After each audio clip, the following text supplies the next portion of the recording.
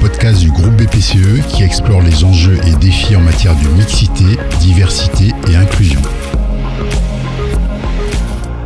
Bienvenue dans la série Bouger les lignes proposée par la DRH du groupe BPCE. Dans chaque épisode, nous croisons témoignages et regards d'experts pour partager leurs conseils et points de vue. Notre objectif, vous apporter des réponses et solutions pratiques et concrètes pour faire bouger les lignes en matière de diversité et inclusion dans nos entreprises, mais aussi dans la société de manière générale. Bonjour à toutes et tous, je suis Olivier Fruchon, je travaille au sein de la DRH Group sur les sujets diversité et inclusion et suis très heureux de contribuer à ce podcast. Au programme de cet épisode, nous vous proposons de parler de parentalité. Alors pourquoi parler de parentalité en entreprise ? D'abord parce que 7 collaborateurs sur 10 de notre groupe sont parents, et aussi parce que ce sujet relève de la responsabilité sociétale des employeurs et répond à des enjeux d'équilibre entre vie privée et vie professionnelle, de qualité de vie et conditions de travail, ce qui en fait donc un véritable levier pour favoriser la mixité et l'égalité professionnelle. Et aujourd'hui, nous allons aborder un aspect intéressant de la parentalité, la santé des enfants au travers des activités sportives. Vous savez déjà que le sport est un double enjeu pour notre groupe et nos entreprises, qui sont au cœur de l'écosystème du sport, en contribuant dans les territoires à développer la filière sport en France, et en soutenant et accompagnant près de 180 athlètes et para-athlètes dans la réalisation de leurs projets sportifs et personnels. Et vous savez aussi que le sport, c'est bon pour la santé de tous et qu'accompagner les enfants sur ce chemin est essentiel pour leur épanouissement. D'ailleurs, pour commencer, je vous invite à écouter les témoignages d'enfants de collaborateurs et de collaboratrices du groupe qui partagent leur passion pour le sport. Emmanuel, 10 ans. C'est amusant, le rugby c'est collectif. Le tennis c'est perso, genre t'es pas obligé de faire des passes tout le temps, tu peux le jouer de passe-temps, tu fais comme t'as envie, au lieu que au rugby t'es obligé de faire des passes sinon tu marques pas et voilà quoi. Je m'appelle Carla, je fais presque de la danse et du sport tous les jours. Je m'appelle Paul et j'ai 11 ans. Je pratique du tennis et j'en fais tous les samedis. J'ai 4 ans, j'adore faire du foot. Je m'appelle Louis et j'ai 13 ans. Je fais du tennis de table et j'en fais une fois par semaine. L'année dernière, je regardais les JO 2024 et j'ai une passion pour ce sport. Du coup, je me suis mis dans un club. Et aussi, ce sport, il est plutôt complet parce que à la fois, ça peut être de la technique et aussi de l'endurance. Mon prénom c'est Zeynep et mon âge c'est 5 ans. C'est du judo. Quand c'est la bagarre. Bonjour, je m'appelle Charlotte et j'ai 11 ans. J'adore danser pour les spectateurs quand on fait notre gala et là c'est magique, je ne suis plus timide, je suis heureuse, je me sens bien et je donne du bonheur aux gens, j'adore voir les sourires sur leur visage. Je m'appelle Nathan, j'ai 9 ans, je fais du handball, j'en fais 3 fois par semaine parce que j'aime bien ce sport et que ça me fait travailler mon cardio. Maintenant, pour explorer le sujet, et j'espère vous donner de précieux conseils pour les inciter à en pratiquer, nous accueillons Pascale Duché, directrice du laboratoire de recherche jeunesse, activités physiques, sportives et santé à l'Université de Toulon et conseillère scientifique et pédagogique auprès de la Direction générale de l'enseignement supérieur et de l'insertion professionnelle. Alors bonjour Pascale, pouvez-vous vous présenter et nous parler de votre expertise en médecine de l'enfance et en bienfaits du sport pour les enfants ? Oui, bonjour à toutes et à tous. Donc Pascale Duché, moi je suis enseignant-chercheur à l'université. Je dirige un laboratoire qui s'intéresse aux interactions entre l'activité physique et la santé des enfants, des adolescents et des jeunes adultes. Et mes travaux portent sur la compréhension des mécanismes par lesquels l'activité physique peut être bénéfique pour la santé. Donc on cherche à comprendre comment, quelle dose, quelle modalité, quelle nature d'activité physique permet d'avoir les meilleurs bénéfices, à quel moment il faut la pratiquer, à quelle période de la vie il faut la pratiquer. Et ce qui est important aussi de comprendre, c'est que l'activité physique, on l'appréhende comme un autre comportement de santé, c'est-à-dire à l'instar de la nutrition, du sommeil, de la sédentarité. Donc ce sont d'autres comportements que l'on associe et que l'on regarde à l'instar de l'activité physique pour comprendre les liens entre ces différents facteurs. Donc ça va être aussi important pour la suite de ce que l'on va discuter parce que en fait, on regarde l'activité physique comme un comportement sur les 24 heures. Donc dans les 24 heures, quand on va rentrer de l'activité physique, ça va être un moment que l'on passera à faire de l'activité physique et pas autre chose. Et ça, c'est important. Et le sommeil va être important. Et l'activité professionnelle va être importante pour les adultes. Et pour les enfants, ça va être l'activité scolaire, l'activité sociale, etc., etc. Pourquoi est-il si important pour les enfants de pratiquer une activité physique régulière ? Alors entrons dans le cœur du sujet. Et quels sont les principaux bienfaits physiques, psychologiques et sociaux du sport pour les enfants ? Qu'est-ce que vous en diriez ? Les bienfaits de l'activité physique sont très importants en nombre et en qualité. Alors, on va commencer peut-être par la santé physique, puisque c'est celle que l'on perçoit en premier comme étant la plus, bénéficiaire de ces impacts de l'activité physique. Donc, l'activité physique va avoir un effet chez les enfants très tôt. Donc ça, c'est important aussi de le comprendre et que vos interlocuteurs et nos auditeurs le comprennent, c'est que l'activité physique a un effet pendant l'enfance qui va se poursuivre pendant l'adolescence. Et surtout, ce qui est escompté, c'est que l'activité physique de l'enfant, de l'adolescent ait un impact sur l'activité physique de l'adulte et sur sa santé. Donc ça, c'est vraiment important. Et donc sur la santé physique, on va avoir des effets bénéfiques au niveau musculaire. Au niveau de l'os, ça va être très très important parce qu'on a très peu d'autres activités qui permettent d'améliorer en fait le statut osseux. Et ça va se construire pendant l'enfance et l'adolescence. Donc ça, ce sont des éléments extrêmement importants. Ça va être aussi très important au niveau cardiaque, on en parle beaucoup. La sédentarité conduit justement à un effet complètement opposé. Alors je sais qu'on en parlera peut-être aussi plus tard, mais puisqu'on parle des bénéfices, il faut aussi que l'on mette en miroir le fait que si on ne fait pas d'activité physique là pour les effets dont on parle, on va avoir un effet inverse. Donc, ça va avoir un effet au niveau de la santé cardiaque, au niveau de la santé métabolique. Qu'est-ce que ça veut dire ? Ça veut dire que ça va permettre à l'enfant de mieux contrôler son poids parce que ça va lui permettre de mieux contrôler son appétit. Ça va lui permettre de mieux contrôler sa prise alimentaire. Donc ça va être très important. Après, ça va avoir des effets également sur la santé, ce qu'on appelle la santé mentale, donc grande cause nationale, c'est très important. Les jeunes sont les plus touchés par cette problématique aujourd'hui de la santé mentale, pour différentes questions, tout simplement parce que potentiellement la société a évolué vers une gestion de crise de temps, vers une question de crise de performance, et donc les enfants très tôt ont des choix à faire, sont mis un peu sous pression par rapport à leur scolarité. Et donc, on a des jeunes adolescents et des jeunes adultes qui sont les plus sensibles aux difficultés au niveau de la santé mentale. Et l'activité physique a un effet extrêmement bénéfique sur la santé mentale. Alors, pour plein de raisons aussi, dont on parlera tout à l'heure peut-être quand on parlera de la nature des activités. Mais qu'est-ce que ça veut dire que l'activité physique a un impact sur la santé mentale ? L'activité physique permet, par certaines sécrétions hormonales, par exemple, d'être de meilleure humeur, d'être plus ouvert aux autres, d'avoir plus de plaisir, d'avoir plus d'aptitude pour faire face aux contraintes de la vie quotidienne. Donc ça, c'est aussi un bénéfice extrêmement important. On avait parlé aussi des bienfaits sociaux. Alors sur les bienfaits sociaux, ils sont associés aux précédents, mais ça va permettre aux enfants très tôt de pouvoir comprendre la résilience. Par exemple, ils vont apprendre à perdre quand ils vont faire des jeux. Et ça, c'est important parce que c'est un des facteurs majeurs pour lutter contre les addictions des jeux vidéo, par exemple. Donc ça, c'est très important. Donc la résilience est essentielle. Ils vont apprendre à travailler avec les autres, à coopérer. Ils vont apprendre à partager. Donc ça va avoir des effets extrêmement importants aussi au niveau social. Et puis il y a un autre bienfait qui est important, c'est sur les autres comportements dont j'ai parlé tout à l'heure. C'est-à-dire que l'activité physique est un excellent régulateur des comportements dans la journée et donc dans la vie quotidienne. Donc l'activité physique va permettre, alors oui, ça fatigue, mais c'est une excellente fatigue. Nous, ça va permettre de mieux dormir. Si on dort mieux, on va mieux réguler ses hormones et on va mieux manger. Si on mange mieux, on sera en meilleure santé et on est rentré dans un cercle qui est très vertueux. Merci beaucoup pour ces bienfaits qui sont nombreux, effectivement. Quel type de sport ? Est-ce qu'il y a des sports qui sont effectivement meilleurs que d'autres, peut-être selon l'âge des enfants d'ailleurs, par rapport à la santé ou à ces différents bénéfices dont vous venez de parler ? Et est-ce qu'il y a peut-être même des sports qui sont plus bénéfiques que d'autres par rapport à, je sais pas, la nutrition ? Est-ce qu'il y a des sports peut-être un petit peu plus risqués que d'autres, entre guillemets ?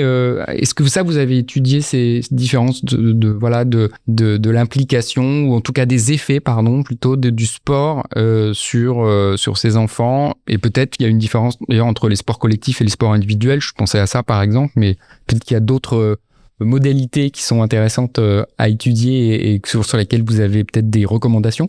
Alors, toute activité est bonne pour la santé. Hein. Le risque le plus élevé, c'est de ne pas faire d'activité. Donc ça, déjà, voilà, un élément de réponse. C'est-à-dire que toutes les activités sont excellentes pour la santé. Ensuite, si on regarde par rapport au développement de l'enfant, on va le prendre plutôt dans ce sens-là. Il faudra privilégier certaines activités, certains sports, de façon à ce que l'enfant se développe harmonieusement sur toutes les dimensions dont on a parlé tout à l'heure, c'est-à-dire physique, mentale, sociale. Alors, parce que c'est comme une maison. On penserait pas à monter d'abord le toit si on n'avait pas les murs. On monte pas les murs si on n'a pas les fondations. Donc ça, c'est aussi important de comprendre. Il faut accepter de pas aller trop vite. Et puis, il faut accepter que l'activité physique, ça fait partie de la vie quotidienne. Ça doit être un mode de vie.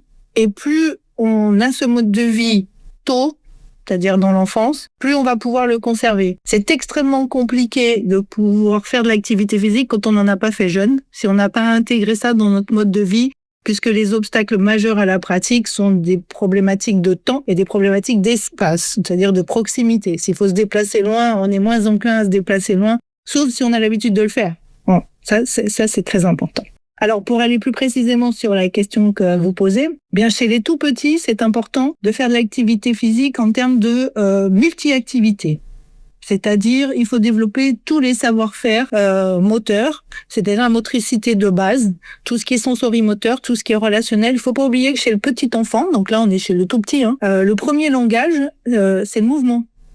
C'est-à-dire qu'on se déplace avant de parler. Donc on communique par son mouvement. Donc ça c'est important et ça il faut le développer très tôt. Alors moi je dis toujours ça mais ça va vous faire sourire, mais faut lutter contre trop de poussettes. Voilà, la poussette c'est bien dans certains contextes, mais il faut que l'enfant il court à quatre pattes, il faut qu'il tombe sur les fesses, il faut qu'il puisse se relever, etc. Il faut qu'il puisse jouer avec des engins, il faut qu'il touche des matériaux de nature différente pour développer tout ce qui peut être sensorimoteur. Donc ça va être jusqu'à 2 ans. Après, de 3 à 6 ans, on va développer vraiment les habiletés motrices. Alors on n'est pas encore dans le sport là à proprement parler, même si les sports vont permettre de développer ces habiletés motrices. Et là, ça va être important pour la santé. Alors, je l'ai dit tout à l'heure, mais sur l'acquisition du capital osseux, ça va être vraiment très important. Et puis, sur le contrôle du poids. Donc là, on se dirige tranquillement vers l'âge de 6 ans, où là, ça va être important de vivre beaucoup d'expériences motrices, en fait. Beaucoup de multi-activités, si on peut le faire. Ensuite, on va passer au multisport, où là, on va travailler plus à l'approche des gestes techniques. Mais là, je reviens à mon histoire de maison tout à l'heure, à l'analogie sur le montage de la maison. C'est important de maîtriser les savoir-faire pour ensuite faire des gestes sportifs. Si on fait dans le sens inverse, on va avoir une spécialisation précoce qui va faire en sorte que l'enfant ne va plus pouvoir se développer, ne pourra pas changer de sport. Donc ça, c'est important. Donc, faut qu'il fasse du sport, faut qu'il fasse tous les sports. Et plutôt dans cet ordre-là, de façon à finalement pouvoir trouver le sport qui va lui plaire, pour du loisir, pour être avec les copains ou pour faire du sport de haut niveau. Mais il faut que, d'un point de vue de son développement, il ait toutes ces bases-là. Donc, il faut qu'il le fasse plutôt dans cet ordre-là, qu'il cumule les expériences, qu'il varie les expériences. Et là, les parents, ils sont extrêmement importants parce que ça se fait aussi dans la vie de tous les jours. Ça peut se faire dans un club, évidemment, dès qu'on va rentrer dans le sport, mais ça peut se faire également dans des clubs multisports. Et puis, ça peut se faire sur les activités familiales du week-end, des vacances ou autres. Donc, il n'y a pas de sport à privilégier, si ce n'est que, d'un point de vue moteur, il faut respecter un peu ce que je viens de dire. Et après, sport co, sport individuel, l'enfant choisira. Faut qu'il ait vécu les deux pour pouvoir choisir. Donc, c'est une excellente question. Donc, il faut qu'il ait fait les deux. Il pourra choisir le sport qu'il préfère. Et puis, surtout, il pourra le conserver pour le pérenniser tout au long de sa vie. En tout cas, on l'espère. Est-ce que la motivation des enfants, justement, à pratiquer un sport sur le long terme, c'est un sujet et vous pensez que le plaisir qu'on peut avoir en tant qu'enfant à pratiquer un sport, c'est quelque chose qu'on peut, en tant que parent aussi, développer, encourager et comment, du coup, si vous avez une solution ou des clés pour répondre à cette façon de motiver les enfants? Des pistes, oui, dans la mesure où, comme je disais tout à l'heure, vraiment, la chose à faire attention dès le départ, c'est plus l'enfant va pratiquer jeune, plus ce sera facile. Ça, voilà, pour les parents qui sont des jeunes parents, ça c'est très important. Il faut pas avoir peur de faire de l'activité physique très jeune. Après, c'est qu'une question de dose. Tant qu'on reste dans une activité physique somme toute modérée, il y a aucun problème. Et quand on rentre après dans un sport qui va plus vers le haut niveau, il y a des suivis à mettre en place, mais là on va sortir du contexte dans lequel on est en train de parler. Et c'est très bien aussi. Alors pour la motivation pour les plus petits enfants viennent souvent de la famille, c'est-à-dire de la famille ou de l'encadrement éducatif. Donc c'est là où ça va commencer. Puis l'idée c'est d'avoir la découverte. Ça c'est important pour les enfants, c'est-à-dire faut qu'ils découvrent, faut qu'ils s'amusent. Alors qu'est-ce que ça veut dire s'amuser? On nous pose souvent la question. C'est là où on a du plaisir quand on s'amuse, c'est-à-dire que on va réussir des choses, on va comprendre des choses, on va découvrir des choses et on arrive à le faire. C'est-à-dire, si on est en échec, on va abandonner. Voilà. Et je crois que une des problématiques, c'est de faire en sorte que l'activité physique devienne un objet de récompense et non pas une punition ou une contrainte. Aujourd'hui, on a trop la perception que l'activité physique ou le sport, ça demande du temps, ça demande à se déplacer, etc. Il faut arriver à changer ça. Il faut co-construire, c'est-à-dire il faut travailler avec son enfant sur ce qu'il aime faire, sur ce qu'il a envie de faire, ce qu'il voudrait faire. Il faut l'encourager et puis faire avec lui. Je crois que vraiment ça c'est important. Alors quand on parlait de motivation aussi, sur les enfants, on parlait souvent du fait qu'ils passaient beaucoup de temps sur les écrans. C'est une vraie problématique. Comment les sortir des écrans pour les amener à faire de l'activité physique? Alors, est-ce que là, il y a des solutions? Non, il y a plusieurs solutions et puis il y a plusieurs pistes plus que des solutions d'ailleurs.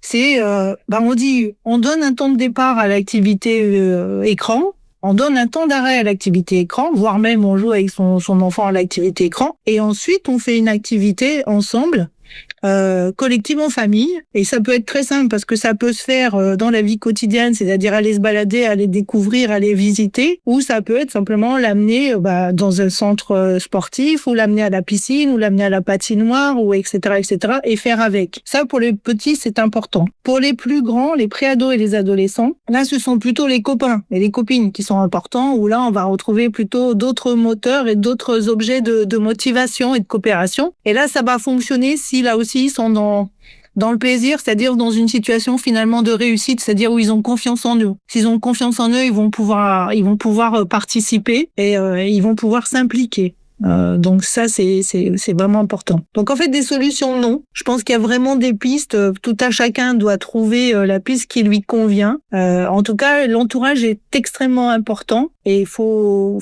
le conserver. Et c'est extrêmement important de le conserver parce que sinon, l'intelligence artificielle va devenir le coach.